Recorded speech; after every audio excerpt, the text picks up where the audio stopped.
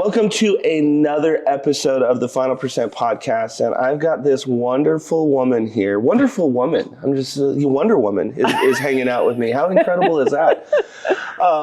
We kind of connected and hit it off at an event that we were just at with George Bryant, and you know, there's a lot of parallels. I'll say the biggest burning question that I have, and maybe this is like me firing right out of the gate as fast as possible. Let's go. I'm very much a Christian. I love God. And you said, man, that resonated with me. I also used to be an atheist. Yeah. How did it happen? I want to know. Yeah. The core of it is that I think I believed when I was super young. And it's super interesting for me to go back and look at that because it ties back to God's word where it says everyone has a knowing, and faith like a child, and all the scriptures that talk about that. And yet I wasn't raised in a Christian home. I wasn't raised where God was talked about. And when I was in my teenage years, in my 20s, I lived a lot of life before I ever hit, 21, a lot of different life scenarios. And I had gotten to a point where I was literally the person in the Bible that helped me understand, like, if God can love anyone, he can love that person, he can love me too, was Saul's conversion to Paul. Okay.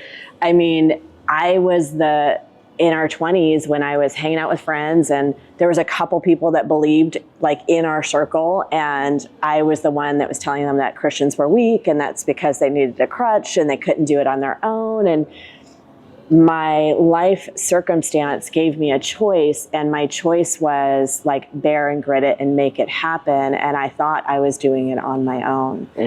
And when I got pregnant with my son, who actually just turned 25, I started to think, like, this can't just be, I can't be doing this on my own, right? I love that. I can't be growing a human on my own.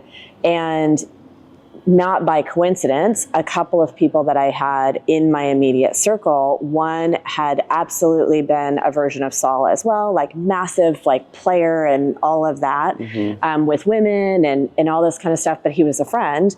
And I saw his life converted. So I saw the example. And then another female friend of mine had been raised Christian, had kind of walked away and was one of the people that we were, kind of partying with and what have you. And I saw her transform her life back into living in more alignment with God's word. I love that.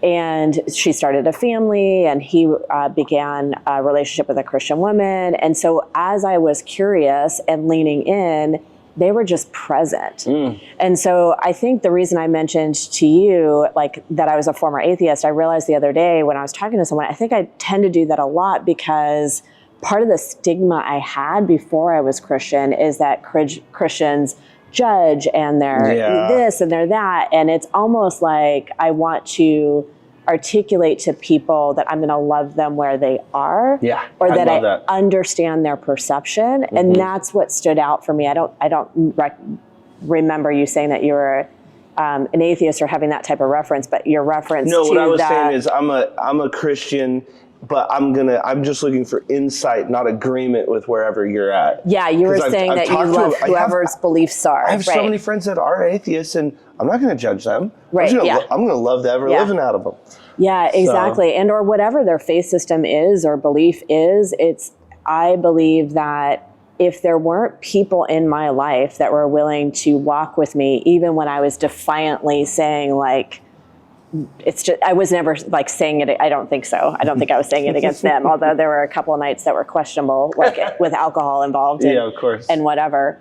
And so then as I was leaning in, there was a very difficult life circumstance at the same time. Once I was, pregnant with a son, had my son, and I just started asking both of them questions, and they were available to answer questions. And one of the nights that something occurred, and I reached out to my girlfriend, and she met me for coffee right away, and we were having this conversation. And again, it wasn't even anything in that moment, but she just started to talk to me about I was just continually asking questions, and she shared with me how to invite God into my life. And so on my way home from that, I don't remember the exact words. And one of the things I've learned is that it doesn't need to be perfect words, and it doesn't need to be said like a certain way. I think that's where a lot of people get caught up.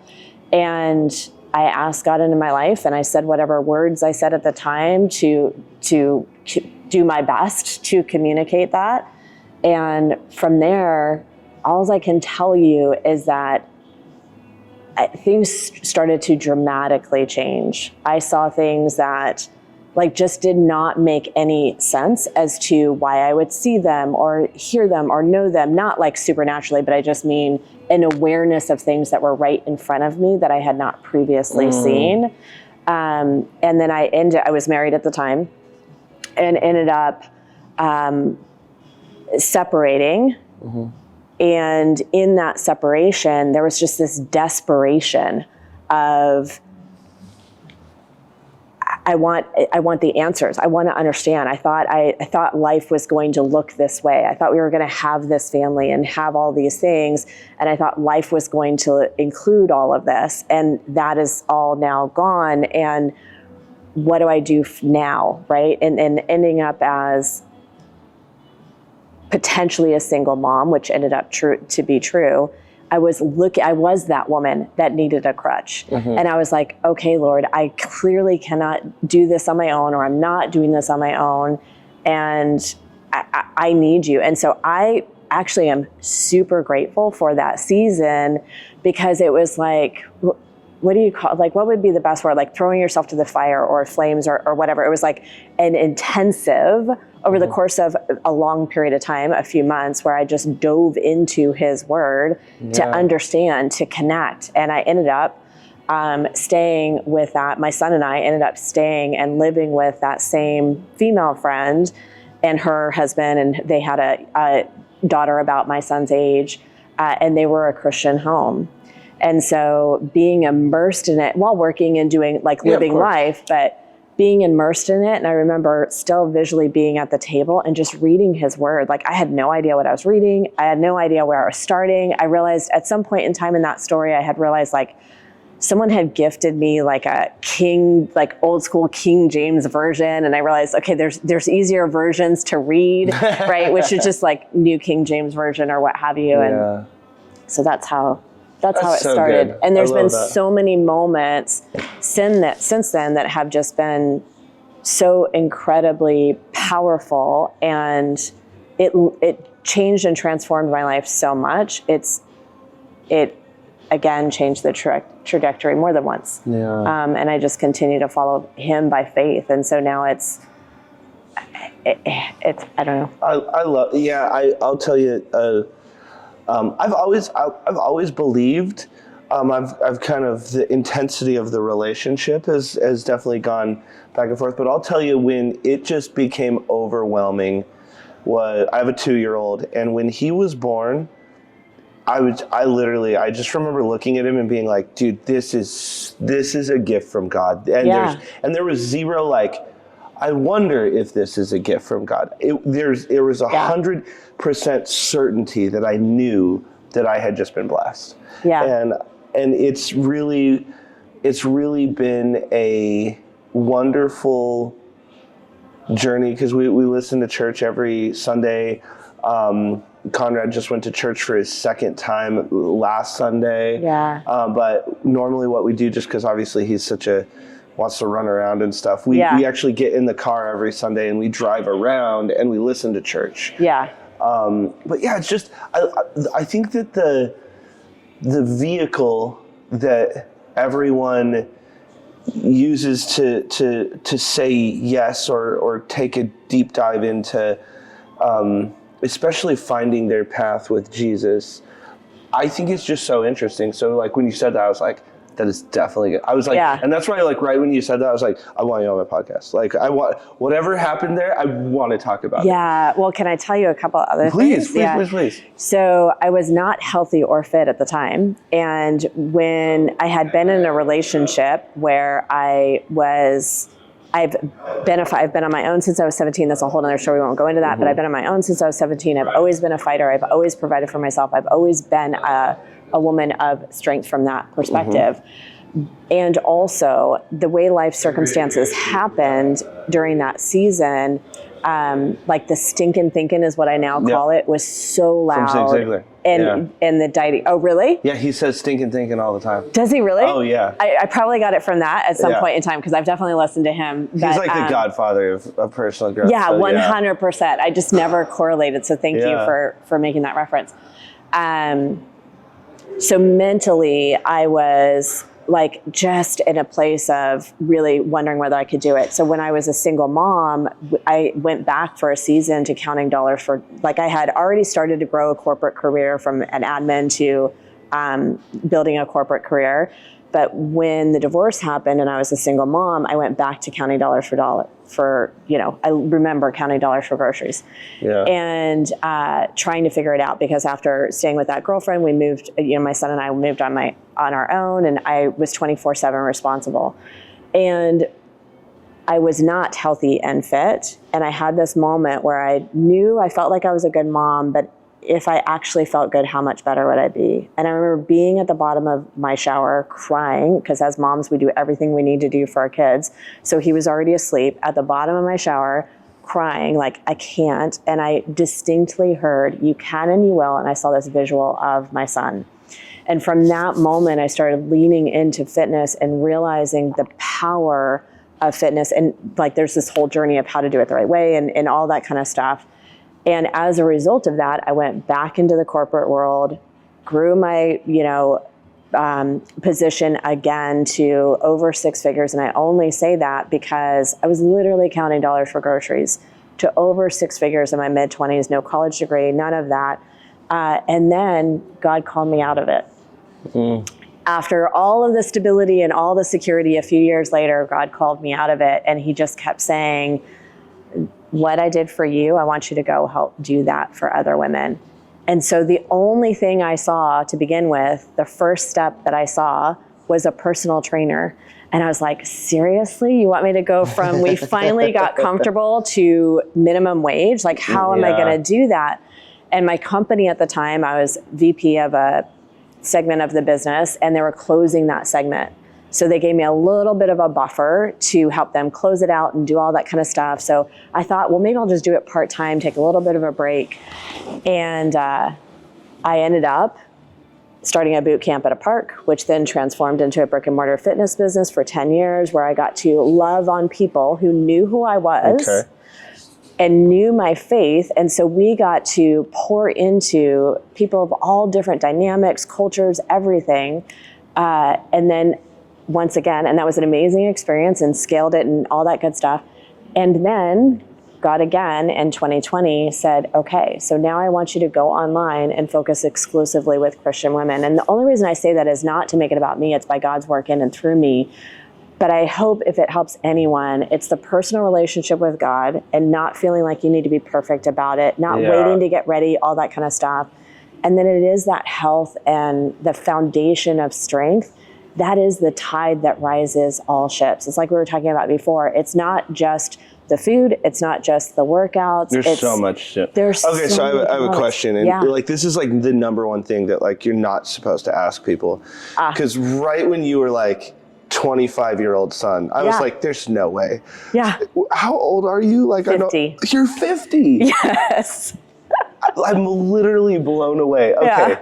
The world needs you, because I know there's so many, especially women out there, who think that they're starting a little too late, or they're like, I'm already like in my late 30s or 40s. I'm basically a lost cause. Yeah. So I think that like you're super needed and necessary on so many levels, but like from the fitness standpoint, because like obviously like I'm a dude that like I know enough to be dangerous on good and bad, because I'm still like, there's a lot of times where like I know I need to be doing this workout, but then I'm like the quintessential when you see the memes of, it's just like when you should be doing leg day, and then like you see the bench press. Yeah. I still have a little bit of that inside of me. But even then, like that's kind of a stigma. Like there isn't one way to get it done. Exactly. Right. Yeah. And so anyway, I just think that number one, what you're doing is fantastic. Thank you.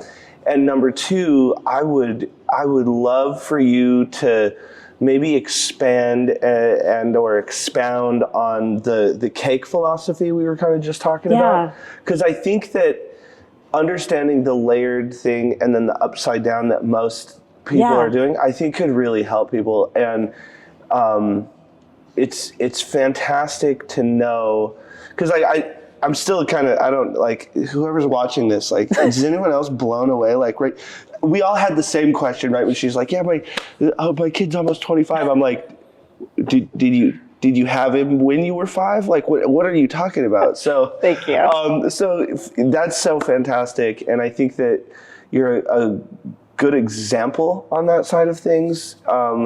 And you're a source of hope for a lot of, because I can't tell you, there's so many women that I coach and I talk to, and they're like, they will literally look at me and they'll just be like, well, it's easy to be a man in their 30s. And I'm just like, I'm not as fast as I used to be. I'm 39. Like, they're coming at it from a totally different level, though. I think, and that's the thing, is it's never too late to start, and you're never too far gone. And one of the biggest things is, like, diet culture and society. It's this diet, it's this pill, it's this product, and that's the thing. And so then women, especially, I mean, a lot of women, but highly driven women, they'll try the things. And so many women have come to me, they've tried diet after diet, they've tried pills, they've tried products, women that have done weight loss surgery, and the weight just comes back, and usually it comes back with friends. Right? Yeah. And so then they feel like there must be something wrong with me, or that their brain starts looking for all the reasons why it's not going to work. And the reality is they just have been taught the wrong thing. So that's where the cake analogy comes in. And so break down the cake for us. I think that's a great one. I was explaining before we started filming that I'm just super visual. So I think God gives me all these visuals. Yeah. And one of the visuals that he gave me, and this is really the core reason why I now realize in hindsight, he called me to close the brick and mortar fitness business that I loved. Good example of needing to give up something really good to reach for the next thing, even when you don't see the full staircase. Mm-hmm. And this analogy was to work with Christian women in particular. I would still work with whoever, wherever they are, but the core of what we're going to talk about with the cake is based on biblical strategies and foundation. So the cake is, in the United States, I will say, for me, when I think of a traditional wedding cake, because I know we have tons of different cultures, but when I think of a traditional wedding cake, it's layers, it's tiers. Yeah, it's that tiered. Yeah, it's the stack. You could think of like a pyramid. Yeah, exactly with like chunks in between, right? Yep. And so the first layer of the cake is the foundation. It's the strength. It's what holds up the next layer. Mm-hmm. That second layer holds up the next layer. That last layer, or however many layers they get in the United States, it can get crazy, holds it all up. And I was guilty of this too. So I love my industry. I love all my fitness pros, but the focus is on nutrition and workouts, right? They say that that's the priority. What God has impressed upon me by my own living example and watching it happen through clients is that foundation of the cake, the founding layer that makes everything else possible, is our personal relationship with God, and being connected and leaning in and developing that relationship with intention. It's not I don't have time right now. It doesn't have to be a huge amount of times, but it's like, we can't afford not to do that part, to do that foundation. And then the next part is actually our thoughts and our beliefs. Because for as a man thinks in his heart, so is he. And our thoughts impact our beliefs. Our beliefs, in my opinion, impact our choices. Our choices made consistently over time is what creates our lifestyle and our habits, which is awesome, because that means we get to reverse engineer it, right? Exactly right. So the thoughts and the beliefs that, unfortunately, we don't always know the thoughts and beliefs we hold. I forget, you might know the person that originally quote this, but it's, we believe the thoughts, or we question our beliefs except for those that we truly believe to be true. Just like we would say the sky is blue because somebody else told us. We've believed it for so long, we don't think anything outside of it. Yeah. So for a lot of women, my own experience, and we talked about it earlier, Stinkin' Thinkin', Zig Ziglar, yes, we're aware of some of the stinking thinking, and also there's stinking thinking that we don't, society would call it like limiting beliefs. Yeah. Sometimes you're aware of them, sometimes you don't know. Yeah. So that's the critical layer. And then the self-care, which includes things like nutrition. We talked about sleep is so important, and there's a lot of things that go into self-care, and then workouts. Yep. So again, to recap, the foundation is God. The second layer of that cake is our thoughts and our beliefs. The third layer is our self-care, then our workouts. The industry, and I was guilty back in the day too, focuses on the workouts, and most of them focus on some sort of diet, right? So they have the whole cake upside down.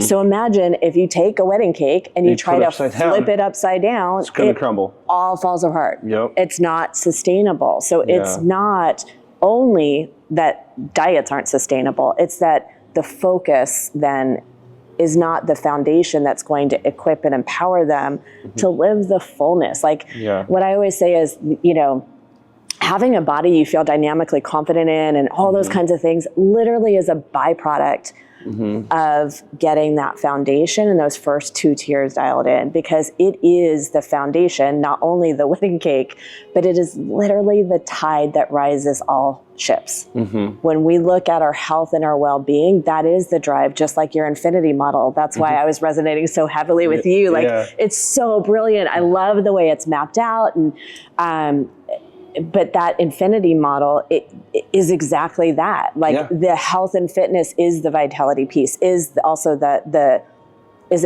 P for personal. So it is the wedding cake is those 2 pieces, because when we are at our best, then we give our best. We think about getting on an airplane and the pilot says, put on your own mask, oxygen mask, even if you have a 2-year-old. And we see those things all the time.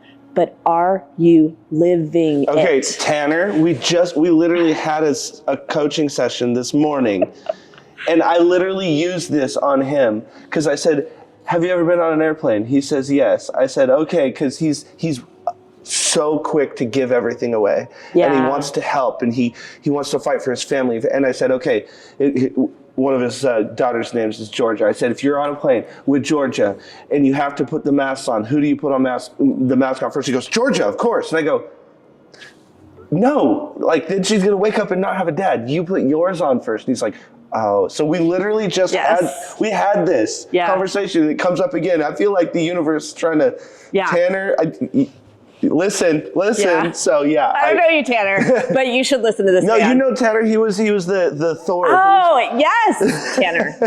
Of course I know Tanner. Yeah, I stole Tanner yesterday. We went to the event. I was like, which one do you want to go to? He's like, how can I get to both of them? I'm like, unfortunately you can't. Yeah. And I'm like, but either way I need your truck. Let's get clear on that. Yeah. And again, because I coach predominantly women, but like I think we're so like that. Good humans want to serve. Yes. Like, they want to be giving, and they have the good heart and they have the best intention. But it's like this weekend when we were talking at George Bryant's event about the, being able to say no more, right? The reality is we're always saying no, because there's always an inverse.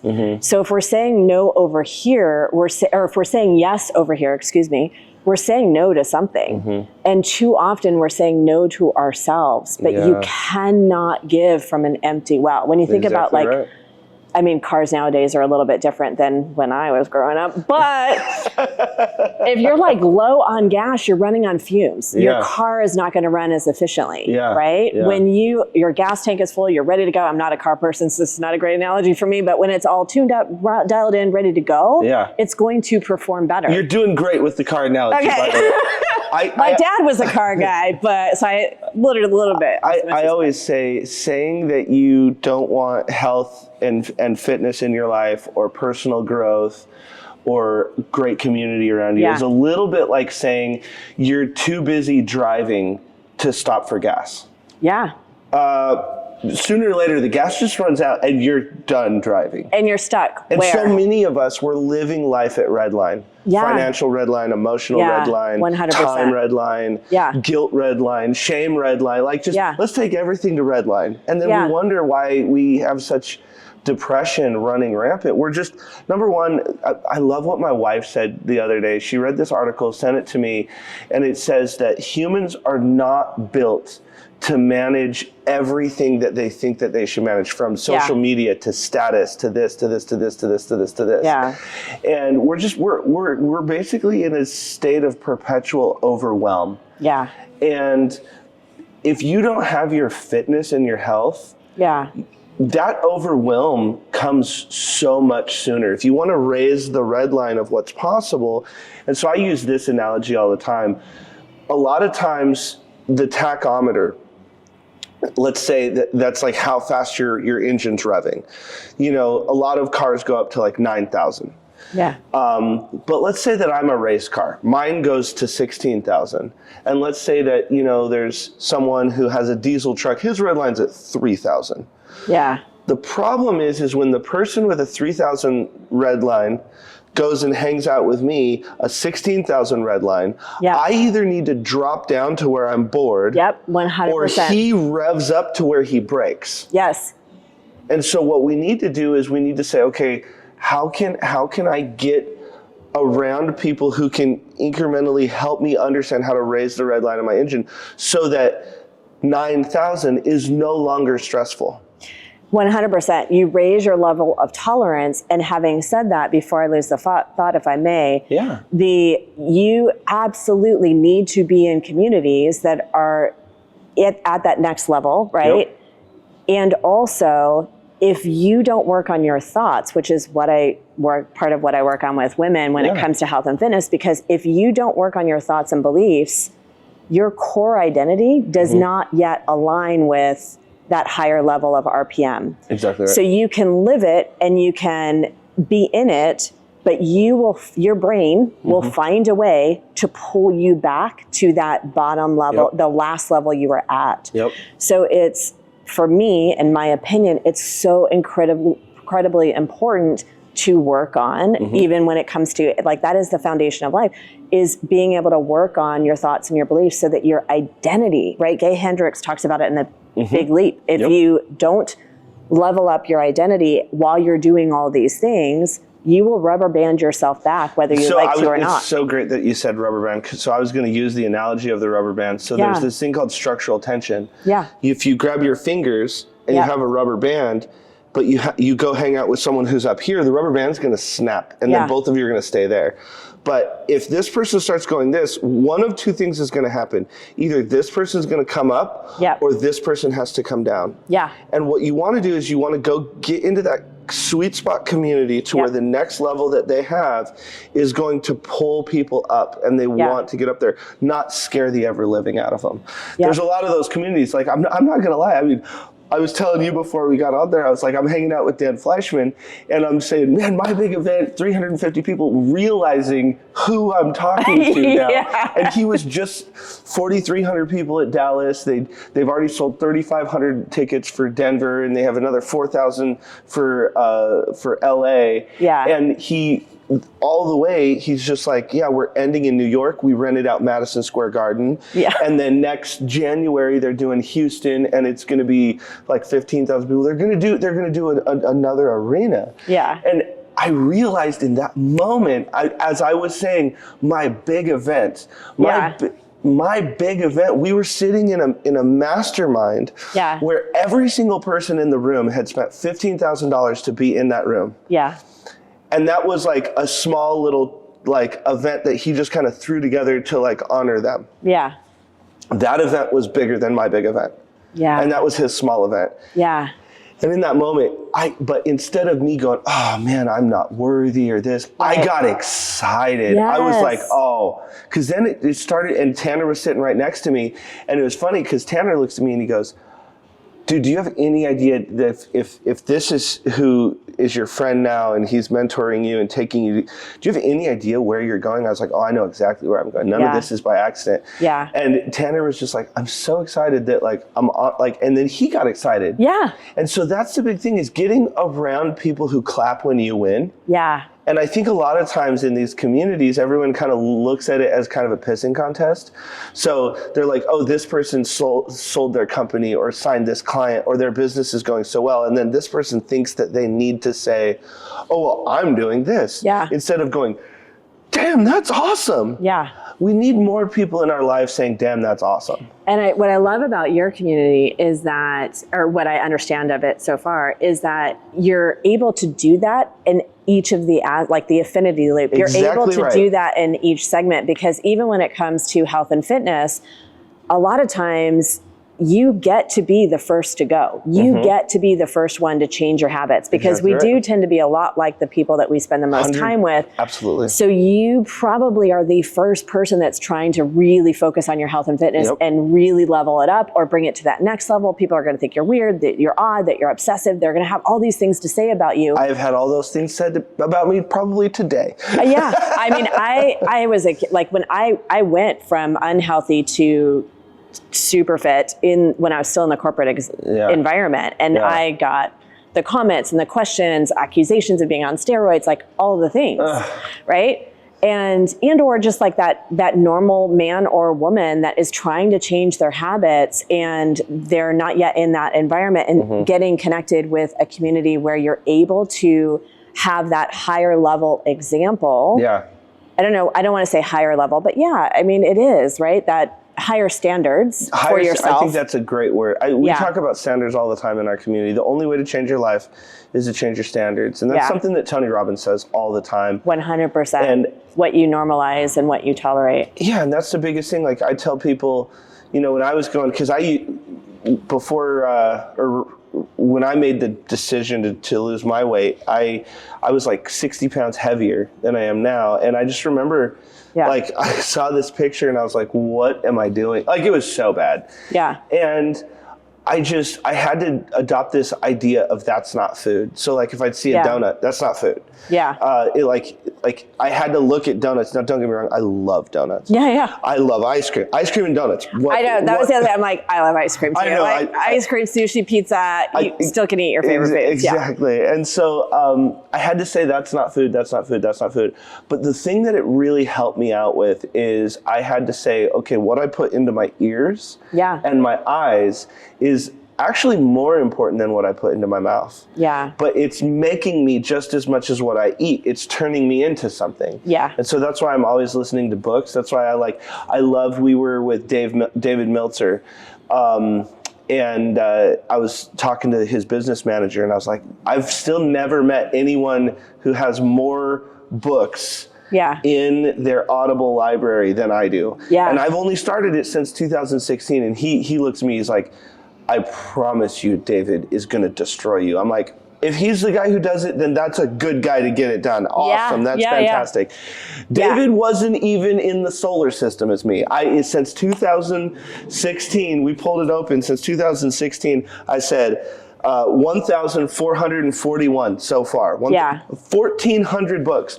And David responds with, I'm not even showing you my number because it's not even close. Yeah. Yeah. And that's what I've been feeding my ears. Yeah. I don't watch horror movies. Yeah. Same. If I watch something, there's a thing called PeerFlix out there, which is all Christian-based and faith-based movies so that I can watch that, or I'm watching cartoons because I'm a big kid. Me too. That's just who I am. So a couple of things that come to mind is, yes, like that is part of health. It's like being health in mind, body, and spirit is what we talk about. And it is a sum of everything that you're bringing in, whether it's physical food, mental food, spiritual food, it's part of all of it.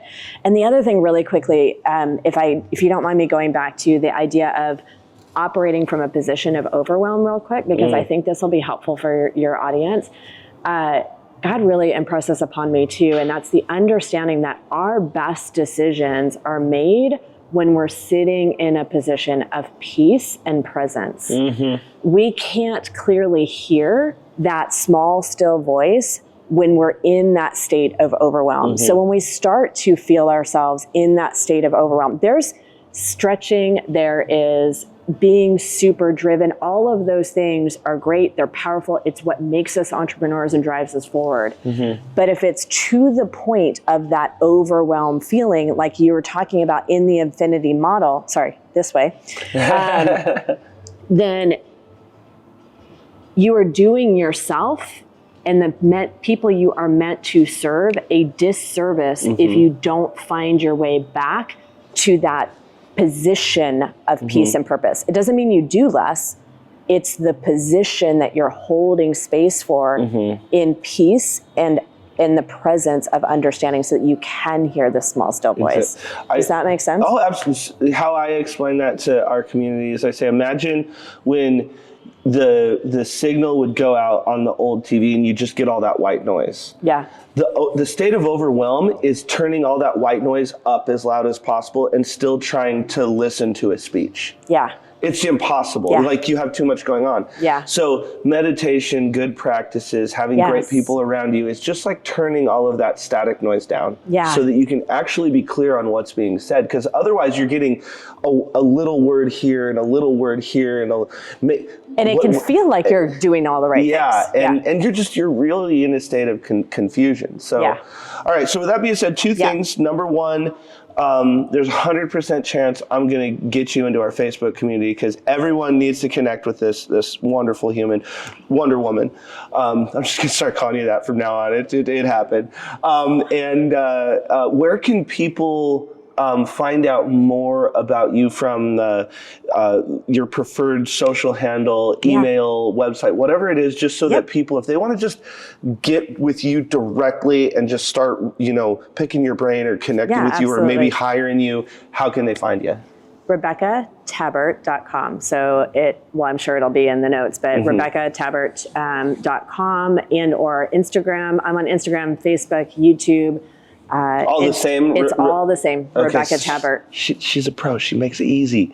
Like, that's the worst is when someone, on Instagram it's this, on LinkedIn it's this, on this it's this, on this it's this, and then no one writes anything it's down. all under Rebecca Tabbert, and you'll hear the term Kingdom Fit used throughout because that's the foundation in which Kingdom Fit coaching and Kingdom Fit, when I do workshops and challenges and all that good stuff. Well, just so you know, the way that intellectual property works, I don't know if you heard that Mickey Mouse just came out to where now it's public domain, anyone can use it. In a year and a half, Wonder Woman is going to be public domain, so you'll be able to use it. I'm just throwing it out there. You too can be Wonder Woman. But it's been an absolute pleasure. I'm sure that this is not the last time that we end up, number one, connecting, number two, having you on the podcast, because this has been so fun. Yeah, if I could just maybe end with this, I just want to say that I appreciate it's an honor, first of all, to be here. And also I appreciate your energy. I appreciate your wisdom. I appreciate the example that you're leading as a businessman, as an entrepreneur, as a family man. I've just gotten to know you, and I just know the impact that you are making and the work that God is doing in and through you. So I honor you for that. And thank you for having me. Oh man, this is just the beginning. Thank you so much. My pleasure. All right. That was a freaking badass